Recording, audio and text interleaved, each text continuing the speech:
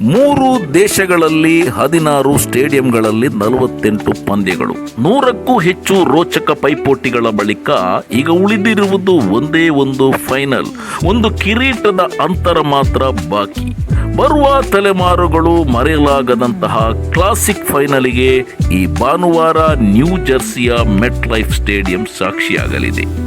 ಒಂದು ಕಡೆ ವಿಶ್ವ ಫುಟ್ಬಾಲ್ನ ಮಹಾನ್ ದಂತಕತೆ ಲಿಯೋನೆಲ್ ಮೆಸ್ಸಿ ನೇತೃತ್ವದ ಅರ್ಜೆಂಟೈನಾ ಪ್ರಶಸ್ತಿಯನ್ನು ಉಳಿಸಿಕೊಳ್ಳಲು ಕಣಕ್ಕಿಳಿಯುತ್ತಿದ್ದರೆ, ಮತ್ತೊಂದು ಕಡೆ ಸ್ಪ್ಯಾನಿಷ್ ಫುಟ್ಬಾಲ್ನ ಹೊಸ ಅದ್ಭುತ ಪ್ರತಿಭೆ ಲ್ಯಾಮಿನ್ ಯಮಾಲ್ ಹಾಗೂ ಸ್ಪೇನ್ನ ಕೆಂಪು ಪಡೆ ಪ್ರಶಸ್ತಿಯನ್ನು ತಮ್ಮದಾಗಿಸಿಕೊಳ್ಳಲು ಸಜ್ಜಾಗಿ ನಿಂತಿದೆ.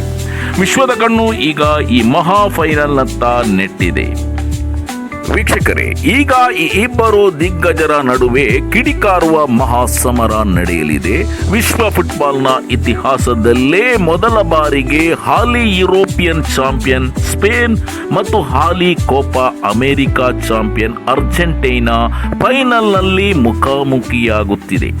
ಇದಕ್ಕಿಂತಲೂ ದೊಡ್ಡ ವಿಶೇಷವೆಂದರೆ, ಇದುವರೆಗೆ ಫಿಫಾ ವಿಶ್ವಕಪ್ ಫೈನಲ್ ಅಥವಾ ಯಾವುದೇ ನಾಕ್ಔಟ್ ಹಂತದಲ್ಲೂ ಸ್ಪೇನ್ ಮತ್ತು ಅರ್ಜೆಂಟೈನಾ ಪರಸ್ಪರ ಎದುರಾಗಿಲ್ಲ.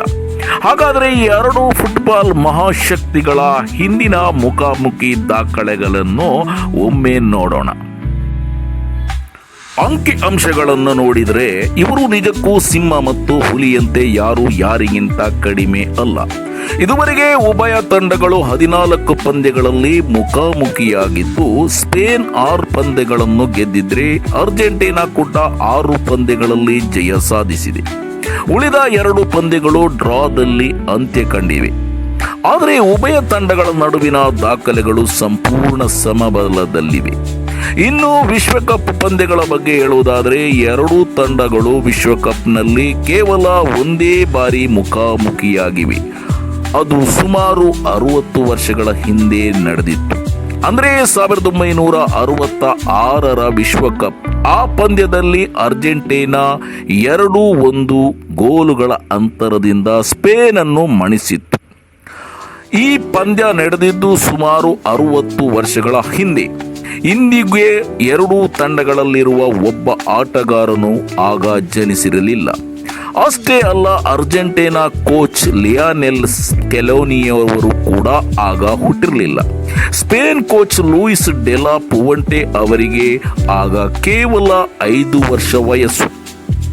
ಒಮ್ಮೆ ಯೋಚಿಸಿ ನೋಡಿ, ಎಷ್ಟು ದೀರ್ಘ ಸಮಯದ ಬಳಿಕ 2 ಫುಟ್ಬಾಲ್ ಮಹಾಶಕ್ತಿಗಳು ಮತ್ತೆ ವಿಶ್ವಮಟ್ಟದ ವೇದಿಕೆಯಲ್ಲಿ ಮುಖಾಮುಖಿಯಾಗುತ್ತಿವೆ.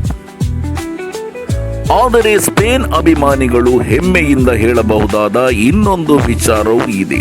ಈ 2 ತಂಡಗಳು ಕೊನೆಯ ಬಾರಿ 2018ರಲ್ಲಿ ಸ್ನೇಹ ಪಂದ್ಯದಲ್ಲಿ ಮುಖಾಮುಖಿಯಾಗಿದ್ದವು.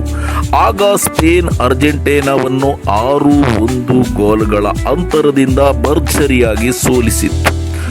ಅದು ಅರ್ಜೆಂಟೈನಾದ ಇತಿಹಾಸದ ಅತ್ಯಂತ ದೊಡ್ಡ ಸೋಲುಗಳಲ್ಲಿ ಒಂದಾಗಿತ್ತು. ಆದರೆ 2010ರಲ್ಲಿ ವಿಶ್ವಕಪ್ ಗೆದ್ದ ಬಳಿಕ ಅದೇ ಸ್ಪೇನ್ ತಂಡವನ್ನು ಅರ್ಜೆಂಟೈನಾ ಬ್ಯೂನಸ್ ಐರಿಸ್ನಲ್ಲಿ 4-1 ಗೋಲುಗಳಿಂದ ಮಣಿಸಿ ಸೇಡು ತೀರಿಸಿಕೊಂಡಿತ್ತು. ಆದರೆ ಅದು ಹಳೆಯ ಕತೆ. ಅದಾದ ಬಳಿಕ ಇದೀಗ ಹೇಳುವುದಾದರೆ 2 ತಂಡಗಳಲ್ಲಿ ಸಾಕಷ್ಟು ಬದಲಾವಣೆಗಳಾಗಿದೆ. ಇತ್ತೀಚೆಗೆ ಅರ್ಜೆಂಟೈನಾ 1 ವಿಶ್ವಕಪ್ ಹಾಗೂ 2 ಕೋಪಾ ಅಮೆರಿಕಾ ಪ್ರಶಸ್ತಿಗಳನ್ನು ಗೆದ್ದು ಈಗ ಫೈನಲಿಗೆ ಬಂದಿದ್ರೆ, ಸ್ಪೇನ್ ಯುರೋಕಪ್ ಗೆದ್ದು ಆತ್ಮವಿಶ್ವಾಸದೊಂದಿಗೆ ಕಣಕ್ಕಿಳಿಯುತ್ತಿದೆ. ನಿಜ ಹೇಳಬೇಕೆಂದರೆ 2026ರಲ್ಲಿ 2 ತಂಡಗಳು ವಿಶ್ವ ಫುಟ್ಬಾಲ್ನಲ್ಲಿ ಅದ್ಭುತ ಏರಿಕೆಯನ್ನು ಸಾಧಿಸಿ ಈಗ ಮತ್ತೊಂದು ಐತಿಹಾಸಿಕ ಪ್ರಶಸ್ತಿಗಾಗಿ ಮುಖಾಮುಖಿಯಾಗಿದೆ. ಇದು ಫುಟ್ಬಾಲ್ ಲೋಕವೇ ಕಾತರದಿಂದ ಕಾಯುತ್ತಿರುವಂತಹ ಪಂದ್ಯ. ಅತ್ಯಂತ ವೇಗದ ಮತ್ತು ರೋಚಕ ಹೋರಾಟದಲ್ಲಿ ಯಾರು ಗೆಲುವಿನ ಕಿರೀಟ ಧರಿಸಲಿದ್ದಾರೆ ಎಂಬುದನ್ನು ಕಾದು ನೋಡಬೇಕಾಗಿದೆ. ಅರ್ಜೆಂಟೈನಾ ಸತತ 2ನೇ ವಿಶ್ವಕಪ್ ಕಿರೀಟದ ಗುರಿಯೊಂದಿಗೆ ಕಣಕ್ಕಿಳಿಯುತ್ತಿದೆ.